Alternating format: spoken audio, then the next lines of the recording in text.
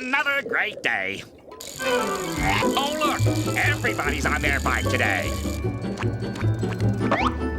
It just gets better and better all together.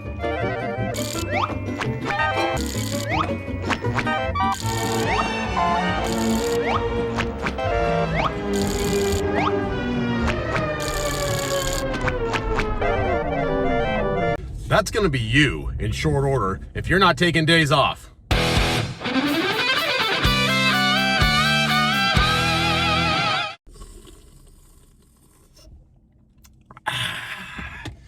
Oh, crap.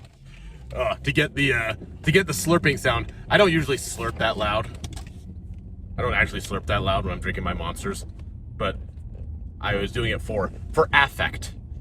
Anyways, I slurped it down the wrong pipe and hurt myself. The things that I do for you. Anyways, you need to take a day off. You need to relax. You need to get some sleep. You need to get out of this no days off mindset. Have you ever seen that on social media? It usually comes from special forces guys. No days off. No rest days. It's just all about discipline. Here's the thing. If you're in a war zone, yeah, no days off. You do what you got to do to survive and make sure the enemy doesn't kill you. Make sure you kill them. We're not in a war zone. We're just boring old citizen pukes, civilian pukes.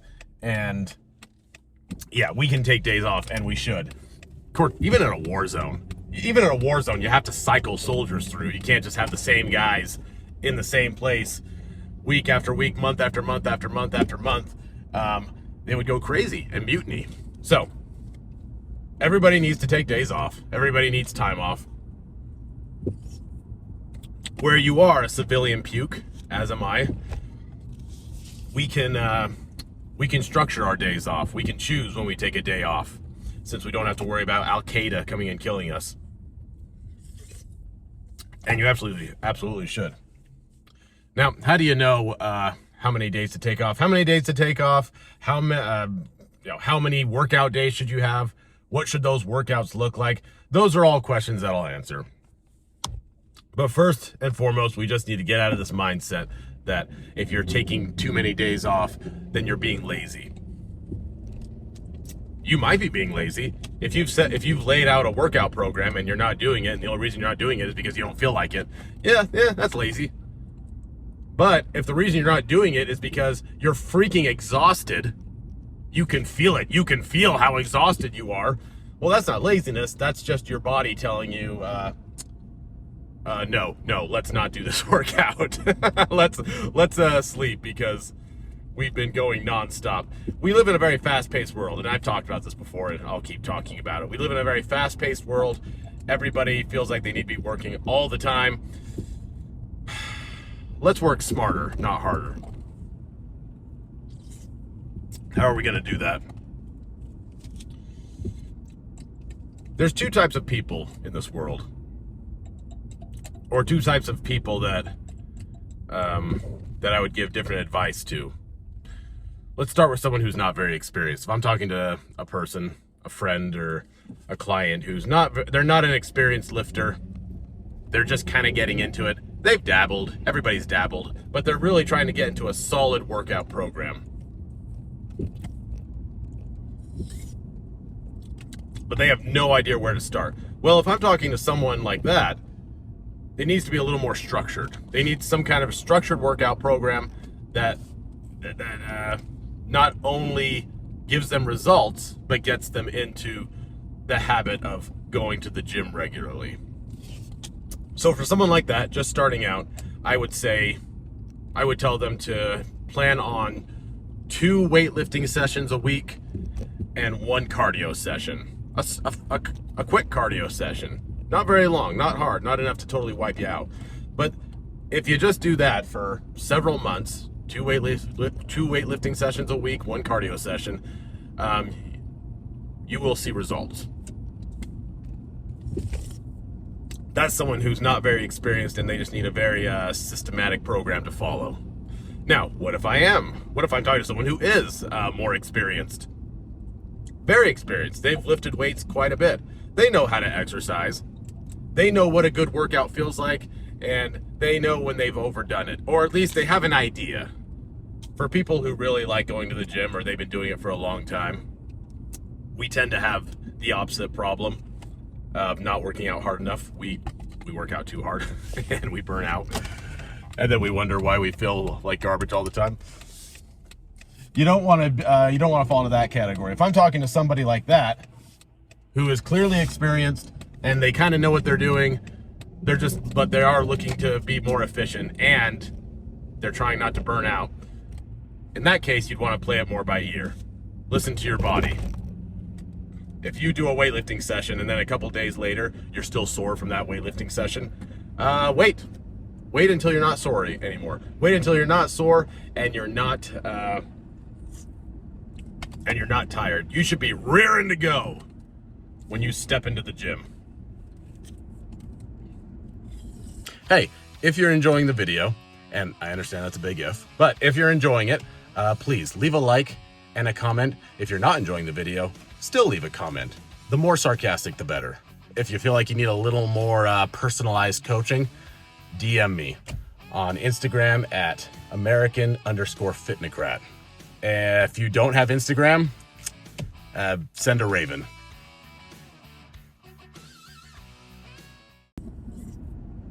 So those are the two different kinds of advice that I would give to people depending on their experience. The one in the way where you're more experienced, it's more intuitive, and you have to earn that. You have to earn the more intuitive approach. You have to do it for a while and learn what a good workout feels like, and get really specific on what your actual goals are, because that's going to change your workout program too.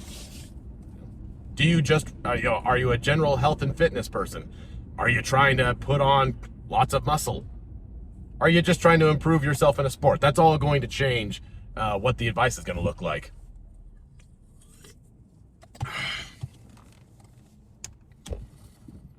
Let's see. So, you can either play it by ear or you can have a solid workout program put in place. Your situation is going to change it as well. What is your situation? I was talking to my brother the other night. I took him and his wife out to eat. It was their Christmas present. Not this Christmas, last year's Christmas. We just never got around to it. So finally, I took him out to eat. And me and my brother, we got chatting about workouts and exercise.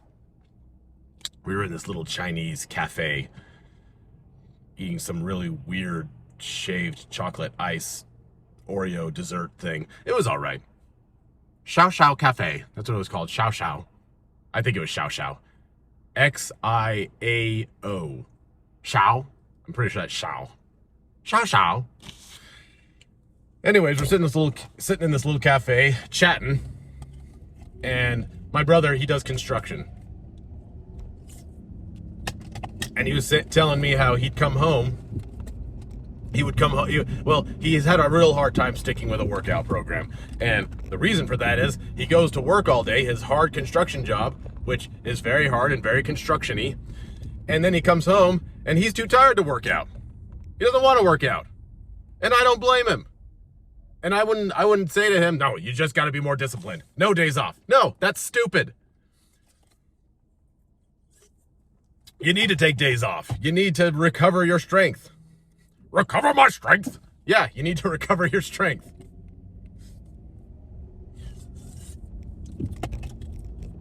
And the types of workouts that he was doing, he has one of those machines, the things that you hang on the wall, and it's like a minimalist kind of workout setup. It has cables, and it has workout programs programmed into it. It's very fancy. I've looked at it, and it's pretty cool. But it sounds like the type of workout it was having him do, and you can program the kinds of workouts that you do with it, but the kind that it was having him do, it was way too much. It was way too much based on his energy levels and based on what he was doing throughout the day. again, he'd come home from roofing all day, super tired, and then he'd do this intense hour-long workout. That's too much. That's too much working out.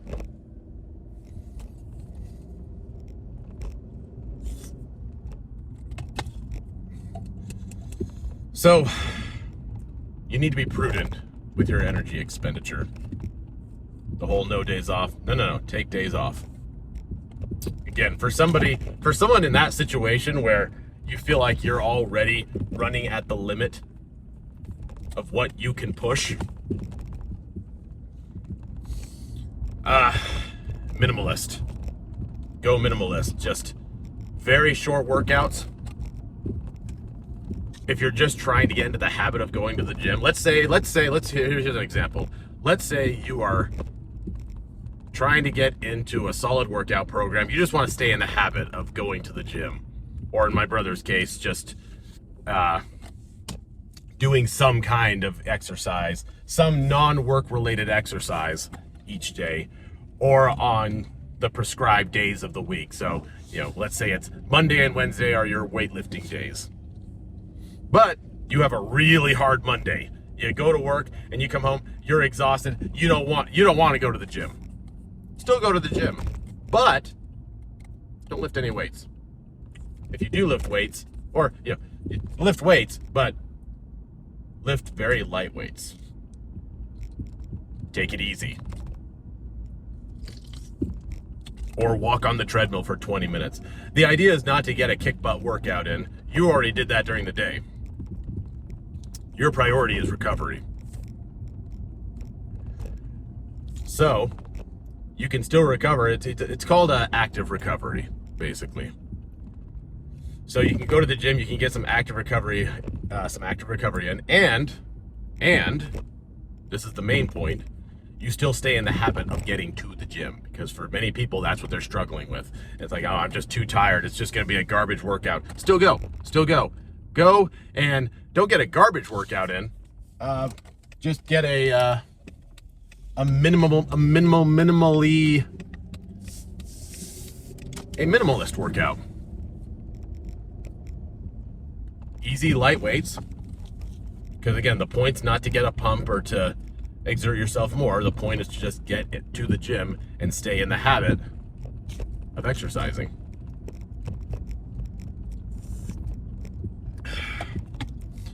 A final note. Let's bring this all together. This is my main point. If you take nothing else away from this video, I want you to take away this point right here. Listen to your body. Listen to it. If you're tired and exhausted, don't try and push yourself to do more. Unless you absolutely have to. There's a time and a place for that. Again, let's think of the war zone. You're in a war zone, and you're gonna get overrun by the enemy. In that case, yeah, I guess do what you gotta do. But anything less than that, take it easy. Take it easy and exert yourself. There are many days in the year. There's about 365 of them, in fact. And you have to be able to keep going for all 365 of those. So be prudent. Listen to your body. If your body's telling you to rest and recover, rest and recover. There could be other reasons for that. It's not just because you've been working so hard. You might have a crummy diet that you need to work on, and we'll talk about that more later. Not in this video. I'm trying to keep these videos a little bit shorter. They were pushing like 30 minutes before. I'm like, I don't know if people want to listen to my voice for that long. I don't know why you wouldn't. I have a very soothing voice. I would make a great serial killer. Very good. Just relax. It's okay. Anyways. It puts the lotion in the basket. I mean, if you have to hear someone speaking to you while you're down in a pit, there are much worse voices to have to hear than mine. Shh, Daddy's here. Anyways, listen to your body. Don't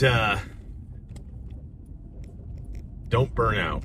I'm all about long-term results. I'm all about long-term fitness, long-term results. I completely reject the whole six pack in 6 weeks bull crap, where you just go as hard as you can. I think that's bull crap. Almost nobody can sustain that. You gotta do something that's sustainable. And that's why I say take your rest days. Two weightlifting days a week, 1 cardio session, and that gives you at least 4 rest days. 4 days where you're not doing anything, except maybe active rest. Go for walks. Go for your daily walks. Those aren't going to sap you of your energy, but you're also going to stay active and stay moving. So daily walks, 2 weightlifting sessions, 1 cardio session. And if you're more experienced and more advanced, play it by ear and just kind of intuitively check in on yourself and see if you're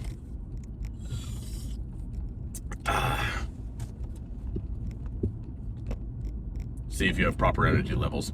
You can tell when I've run out of things to say because I start stuttering more and I'm trying to think of more ways to explain the same thing over and over again. I don't know why I do that. I don't know why people do that. Just end it right there. The video is not over yet though, because I've been watching World War II in color on Netflix, and I've got a little history factoid for you. This was something interesting that I learned. Since I am the American fitnesscrat, we've talked about fitness, let's talk about America. Well, more specifically Japan, in relation to America during World War II. During World War II, the Japanese, well, I've always known that the Japanese attacked America. They bombed Pearl Harbor. I always knew about Pearl Harbor, but there was something interesting that I learned this week from World War II in color. The Japanese, a student of history might ask, what were the Japanese thinking when they started a war with America? What was the idea there? I mean, look at Japan, their little tiny island, compared to America, this giant landmass that stretches from ocean to ocean. I guess the Japanese I guess their island also stretches from ocean to ocean, but it's a very smaller expanse. Anyways, you would be correct in thinking that, well, we kind of dwarfed Japan. Surely they didn't think they could win a war against us. You would be correct, and the Japanese at the time would have agreed with you. They didn't really want to start a war. Here's what they were hoping for when they bombed Pearl Harbor. First of all, they kind of got pushed into it. Sort of. They were being imperialistic and taking over all the islands in the Pacific, and America told them to quit it, and they said no. And so America cut off 80% of their oil because they were getting a bunch of their oil from America. And that really pissed off the Japanese. So they decided that they were going to try and compel us to let them keep taking over all these other little countries around Asia. And the way they were going to do that is, well, with Pearl Harbor. Imagine the following. Imagine you're sneaking up behind a grizzly bear and you flick it in the balls. Now, there's one of 2 outcomes. Either the bear is going to freak out and run into the forest because he doesn't want to fight you. He doesn't know what you are. He doesn't know what just happened. All he knows is that he's in pain and he's shocked. That's your first outcome. Or the second one, and this is kind of the more likely one, it's going to turn around and maul you. The Japanese, well, in this analogy, America is the grizzly bear. We are the grizzly bear. And the Japanese were hoping, we'd do the first one. We would not necessarily run away, but we would, I'm going to turn right here. Not necessarily that we'd run away, but that we would quickly capitulate and say, whoa, guys, easy. Okay, let's talk. You want oil? Okay, we'll give you oil. You want to keep the Philippines and And China, all right, okay. We don't need to start a war over this. Take it easy. They were hoping to basically shock us into submission. What actually happened was Americans saw Pearl Harbor and they went, "You dirty sons of bastards." America was pissed. We were pissed. As well we should have been. So we turned around and we mauled them. More on that later. I'm on a World War II kick right now, and I think the War of the Pacific is particularly interesting. So I'll give you some more World War II factoids in the coming weeks. But as for today, moral of the story, don't screw with America. I take pride. I take pride knowing that we didn't run away. We got angry. Anyways, that's all I got for today. Still working on ways to end these. For now, just go away. Thank you for listening. Hey, tell me, have you ever heard someone say something like, "Oh, fitness isn't everything"? Don't listen to that communist gobbledygook. Take pride in your body, take pride in your fitness, and let me help you along the way. Follow me at American_Fitnocrat on Instagram. And if you'd like some personalized coaching, DM me.